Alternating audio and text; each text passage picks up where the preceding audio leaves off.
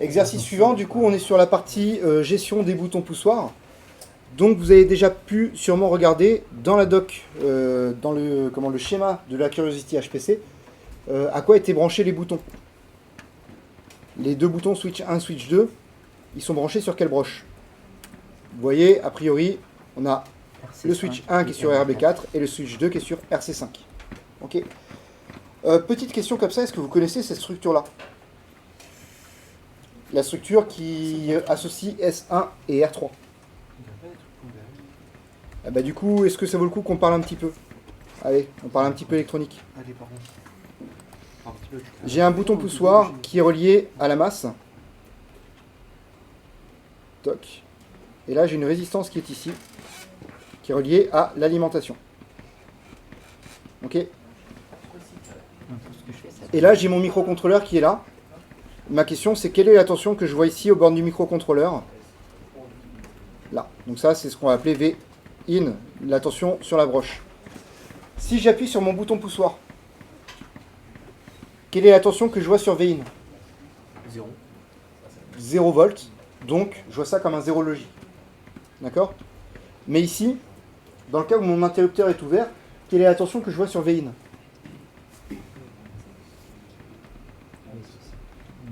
Alors, pour le trouver, en fait, on va considérer qu'ici, j'ai un certain courant. I. Mais I, est-ce que vous connaissez les caractéristiques d'un amplificateur idéal? Tension d'entrée égale tension de sortie. La fois qu'on fait plus qu'il y a VE plus égale VE moins, ouais. Il y en a 4. Tu dis, pardon? Le courant de sortie, non, c'est résistance de sortie qui est nulle, impédance de sortie qui est nulle. Courant d'entrée nul. Du coup, en fait, le corollaire, c'est impédance d'entrée infinie. Okay. Et gain infini en boucle ouverte. Bon, ça, c'est l'ampli. On va considérer qu'on est quasiment dans le même cas, c'est-à-dire que l'étage d'entrée ressemble à celui d'un ampli. Donc, on a un courant d'entrée nul. Qui dit courant nul ici? Dit courant nul là. Et ça dit que ici, U égale RI est égal 0 volts. C'est-à-dire que mon potentiel ici, ma chute de potentiel entre là et là, elle est nulle. Et si je fais une loi d'émail, là j'ai VCC qui est égal à ça plus Vin. Donc Vin égale VCC. Okay. Cette résistance-là, c'est ce qu'on appelle une résistance de tirage en français. Mais on ne parle jamais en français. On appelle ça une résistance de pull-up. Okay. Quelle devrait être la valeur de la résistance? Est-ce que ça impacte vraiment? Non, aucun impact. Sauf, quand je mets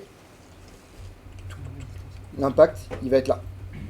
Quand je ferme mon interrupteur, vous voulez avoir une résistance plutôt forte ou plutôt faible?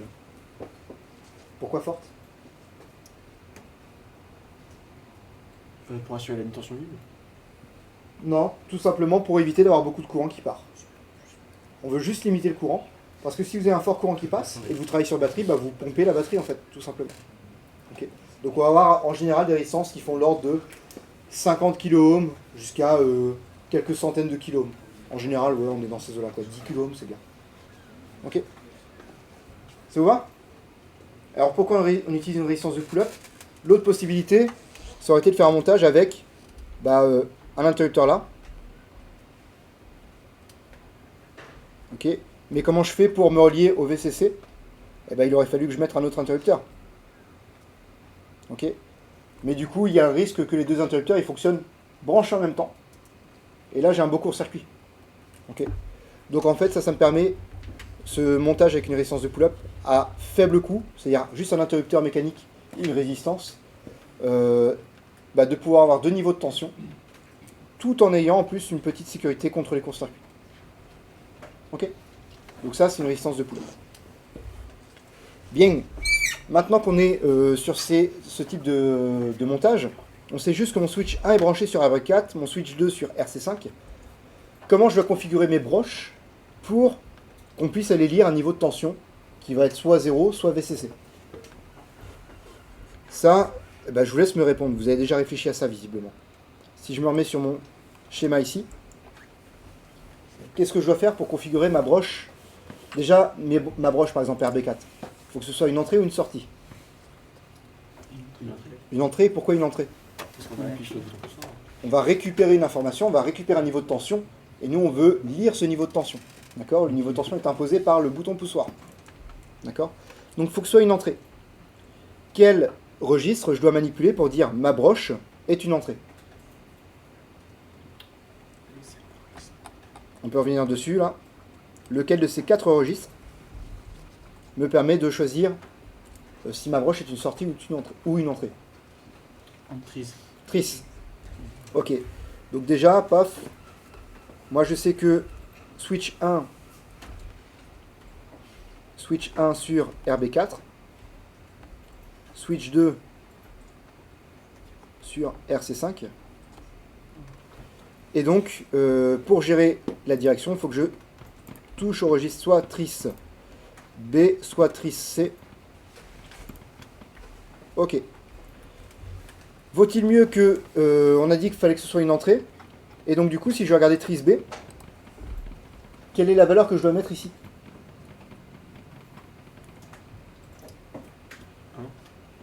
1, pourquoi 1? Parce qu'on veut que ce soit une entrée, donc on veut désactiver le mode sortie. On veut désactiver le mode sortie. Donc si je me remets sur le schéma qui est au début, moi ce qui m'intéresse c'est de supprimer, en fait, de couper le lien entre la bascule D ici et la broche qui est là.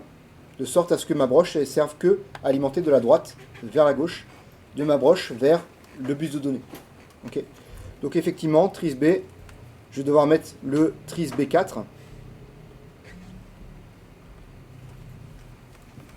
Je vais devoir le mettre à 1 comme input. Ok. Ça, c'est le premier point. Maintenant, si je regarde, ma broche, là, mon signal, il doit partir de là. Il doit accéder jusqu'à mon bus de données. Quelle est la première porte à travers laquelle on passe? C'est une porte E. Ok, donc c'est-à-dire que pour que mon signal qui est ici, il vaut 0 ou 1, quelles sont les deux conditions à remplir? Enfin, quelle est la condition à remplir pour que mon signal qui est ici se propage vers la sortie de la porte E? Il faut que là, à ce niveau-là, j'ai un 1 logique. Donc juste avant le complément, il faut que j'ai un 0 logique. Donc sur Ansel, je dois avoir un 0 logique visiblement. Ok. Alors je vais le noter, mais on va essayer de comprendre pourquoi. Ça, et puis Ansel B4, visiblement c'est censé être un 0. Alors pourquoi un 0?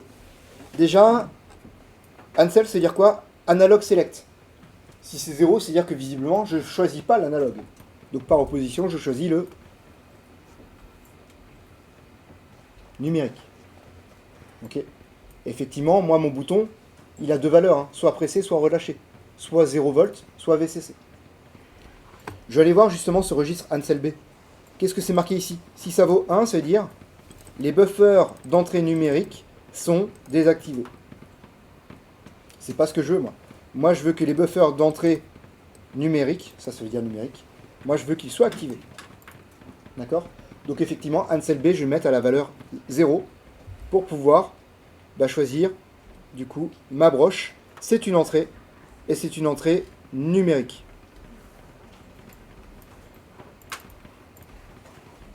Ok? Et ça, je vais faire pareil avec tris C pour activer ma broche. Tris C. Tris B, pardon. Toc. Non, tris C. Non, c'est affiché. Tris C5. Et Ansel C5. Ok? Ça, c'est ce que je vais devoir faire. Cependant, c'est pas encore fini. Pas tout à fait, en tout cas. Parce que si je me remets là, le fait de mettre Ansel à 0, ça me permet de faire en sorte que mon signal, il passe de ma broche d'entrée à ce fil-là. D'accord? Mais comment je fais maintenant pour que mon signal, il passe de là à mon bus de données? Il faut que je passe par cette porte-là. Rappelez-vous, c'est quoi comme porte, ça? C'est une porte. Oui. Alors, c'est pas une porte oui, parce que j'ai une commande ici. 3 stades. Ouais, 3 états. Une porte 3 états. Anglais. Soit haute impédance, c'est-à-dire j'ai un circuit ouvert, soit 0 ou 1, c'est-à-dire j'ai un circuit fermé. Ok? Qu'est-ce qui me permet d'activer la porte et de fermer le contact et de fermer le passage? Port X. C'est de faire une... Alors c'est pas port X, Ouais, c'est port. c'est d'effectuer une lecture sur port.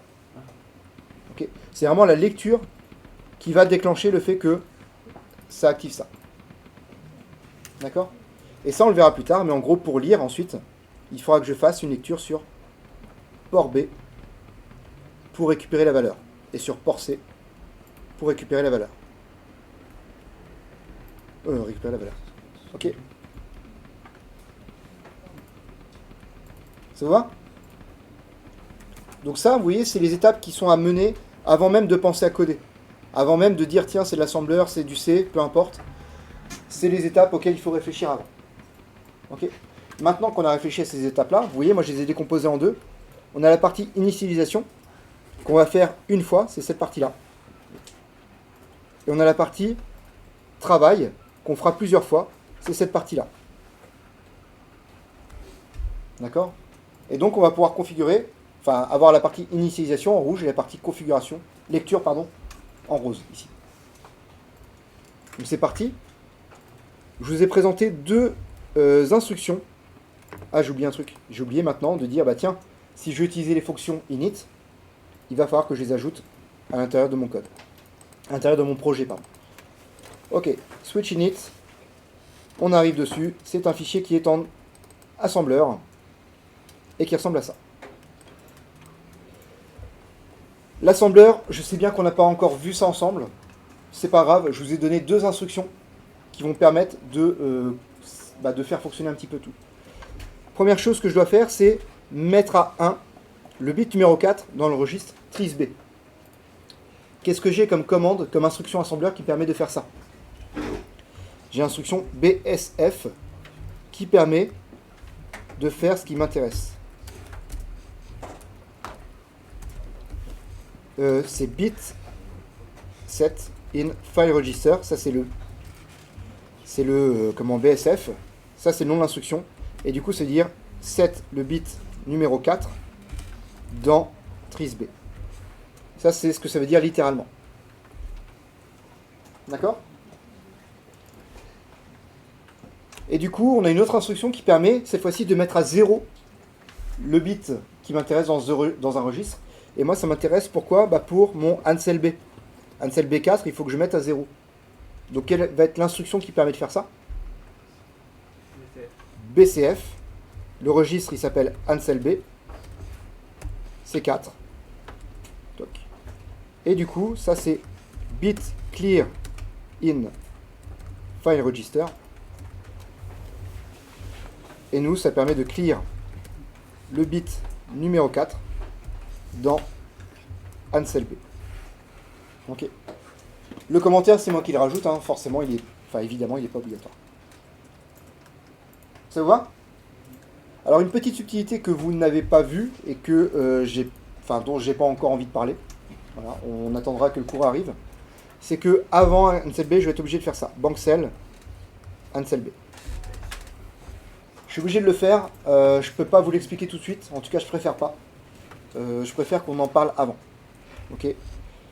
Mais du coup, si je le dis exactement, parce que j'ai ça un commentaire, sélectionne la banque qui contient Ansel B. Et ça, pour l'instant, c'est un mystère. On en reparlera plus tard. Et ça, du coup, j'ai plus qu'à le recopier pour mon switch 2. Mon switch 2 avec cette fois-ci que les mêmes registres, mais version C. Au lieu d'utiliser le bit numéro 4, on va utiliser le bit numéro 5.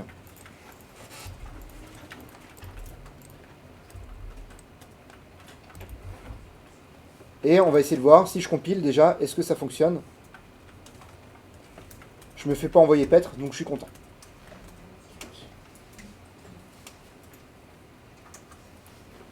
Ça, c'est les choses auxquelles vous avez réfléchi, j'ai l'impression pour la plupart. Ok. Là où visiblement c'est plus compliqué, et je vous comprends, c'est la partie lecture sur gpio.h. La partie lecture, elle ressemble à quoi? J'ai encore une fois deux fonctions qui sont déclarées ici. Donc c'est celles qu'on vient d'écrire en assembleur. D'accord? Par contre là j'ai deux macro-fonctions qui sont ici. Et ces deux macro-fonctions, va falloir que j'écrive leur définition. Comment je peux lire la valeur du bit RB4, de la broche RB4. Là, je vous pose la question à vous. Vous avez vu que pour lire la valeur d'un bit, déjà, il faut que j'aille lire port B. Comment est-ce que je lis port B? Avec tri. Alors, je vous pose la question autrement. Je suis en C, j'ai int A égale 7. J'ai int B, faut que j'arrête de dire int. J'ai int B, et là, quand je fais B égale A, il y a deux opérations qui se produisent ici. La première opération qui se produit, c'est celle-là. C'est ce qu'on appelle une lecture. C'est ça une lecture. Et la deuxième opération qui se produit, c'est celle-là.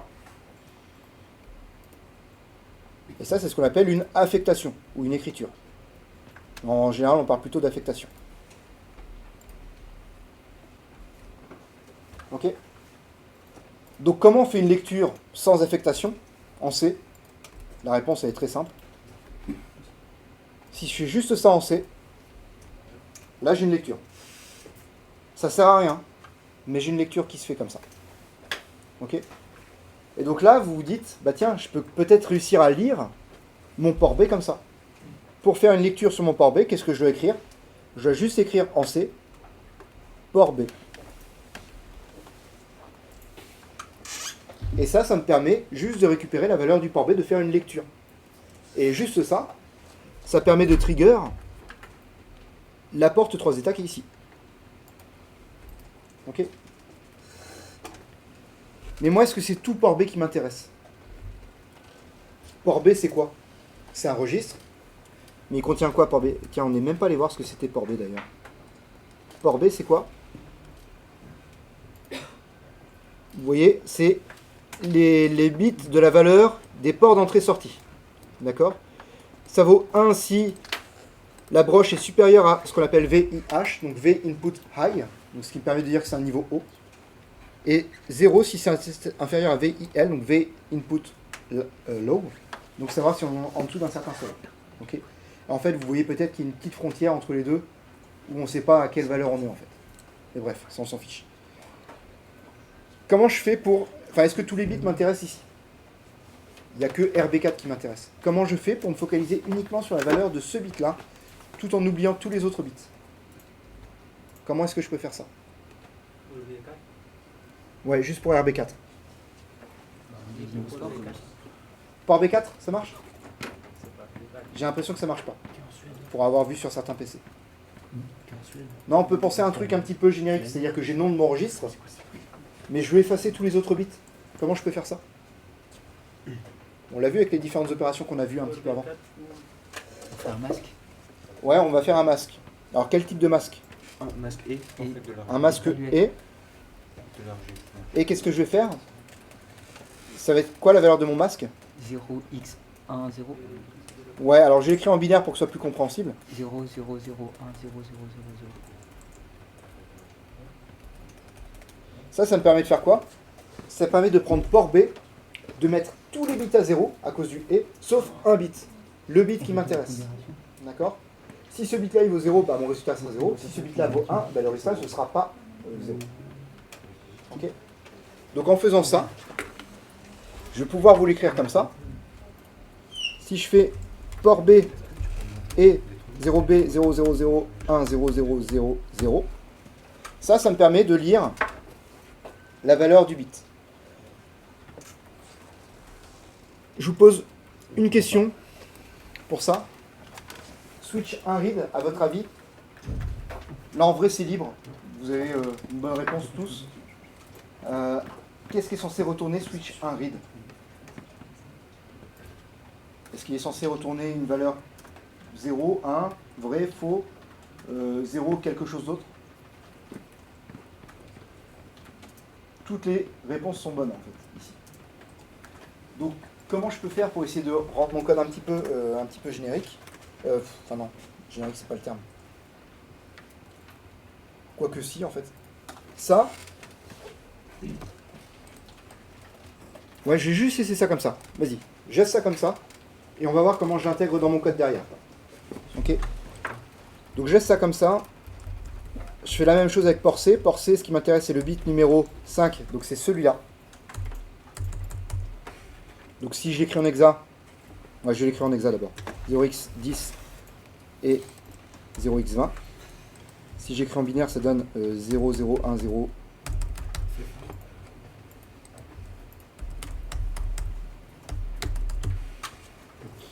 Ok. Et comment je fais ça maintenant dans mon application? Donc, comme tout à l'heure, si je reprends le sujet, ce que j'ai fait, c'est d'abord j'ai créé la brique config switch. Maintenant, j'ai créé la brique S1 actif, S2 actif. Et une fois que j'ai fait ces briques-là, toutes les autres briques existent déjà, je peux faire le main. Le main, du coup, à quoi va ressembler mon application? Eh bien, j'ai, si je regarde bien, configuré les LED. Très bien, configuré les switches, S1, S2. Donc là, je vais avoir switch 1 init. Et je vais avoir switch 2 init. Ça me permet d'initialiser les LED. D'accord? Maintenant, je vais aller lire l'état des boutons poussoirs. Je vais faire if switch. Là, en fait, S1 actif, il faut que je teste. Comment je peux le lire? Je vais faire switch 1 read. Et je réponds à vos questions qui sont sûrement en train de popper tout de suite. Comment est-ce que je travaille avec le reste? Toc. Pareil sur le code, je vous incite très fortement à respecter les indentations. Avoir un code qui est joliment espacé, joliment indenté, tout ça. Parce que ça facilite vachement le travail de compréhension derrière et de débugage. Et accessoirement, moi qui viens vous corriger. Voilà. Vous savez peut-être pas, mais un correcteur heureux, c'est un correcteur qui donne des points. Voilà, je préfère vous le dire. Et donc, on a ça pour lire avec le premier bouton poussoir. Je vais faire la même chose pour lire avec le deuxième bouton poussoir. Est-ce que le code que je vous donne là, est-ce que ce code-là, vous le comprenez? Et déjà, à votre avis, est-ce qu'il fonctionne? C'est peut-être ça le premier point. Est-ce que ce code-là fonctionne? Et s'il fonctionne, pourquoi? Ça fait quoi, ça? If switch 1 read. Ça écrit ce qu'on a lu Alors, dans l'interrupteur. déjà, c'est une... pardon. J'ai anticipé ce que je croyais que tu voulais dire. Oui, effectivement, ça va lire l'interrupteur. Je suis d'accord. Rappelez-vous, switch 1 read, c'est une fonction ou une macro-fonction. Ouais. On n'a pas envie de le mettre dans la position if switch 1 read égal quelque chose. On a peut-être envie d'écrire égal quelque chose. Ok? Je suis d'accord avec vous. Donc souvent, ce qu'on ferait, c'est égal quoi? 1. Ouais, mais est-ce que ça marche tout le temps? Non. Non. Pourquoi ça marche pas? Parce que c'est pas en fait. Parce que si mon bit dans port B qui est égal à 1, c'est celui-là, que j'applique le masque qui est ici,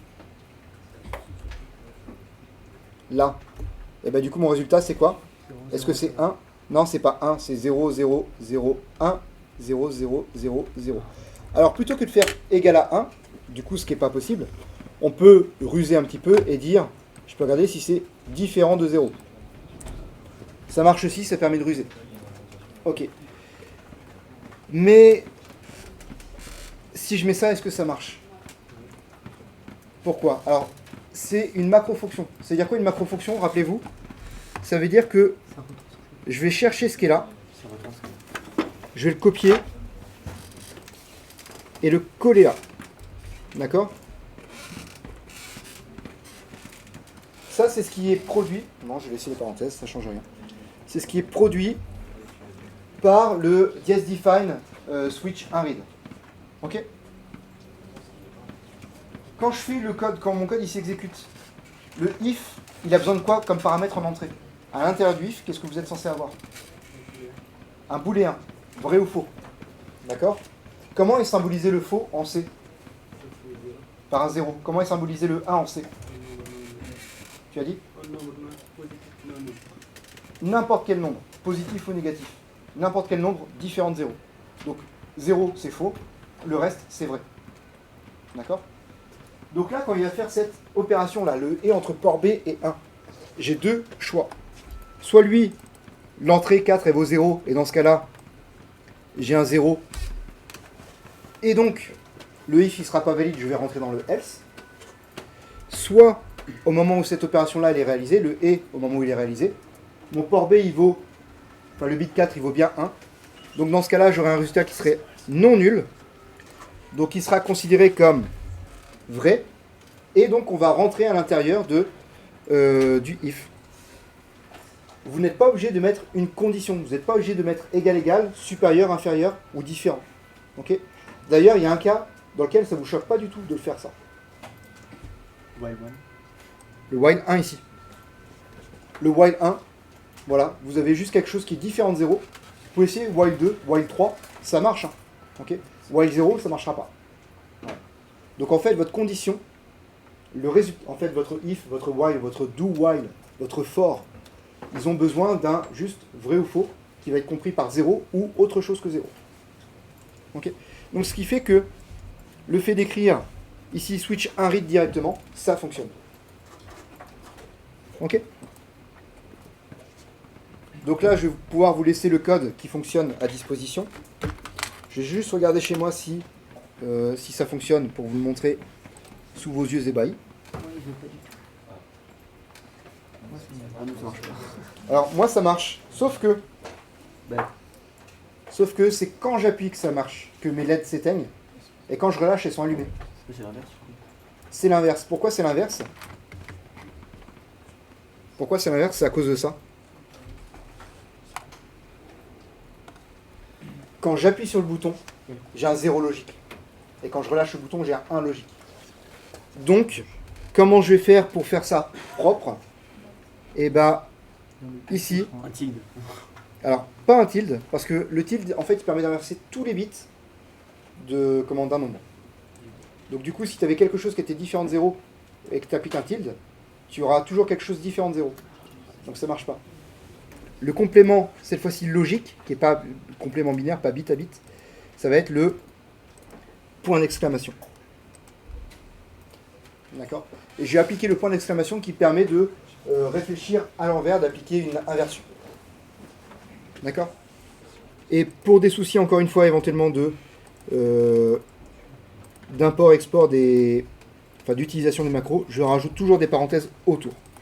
Et là, du coup, j'ai un code qui devrait fonctionner, c'est-à-dire que quand j'appuie sur le bouton poussoir, d'ailleurs, la fonction, moi, je n'aurais pas appelé switch 1 read, mais switch 1 pressed, par exemple, pour dire si le bouton est appuyé, j'ai ça comme résultat. Et là, si le bouton est appuyé, paf, quand j'appuie dessus, j'ai bien les LED qui s'allument.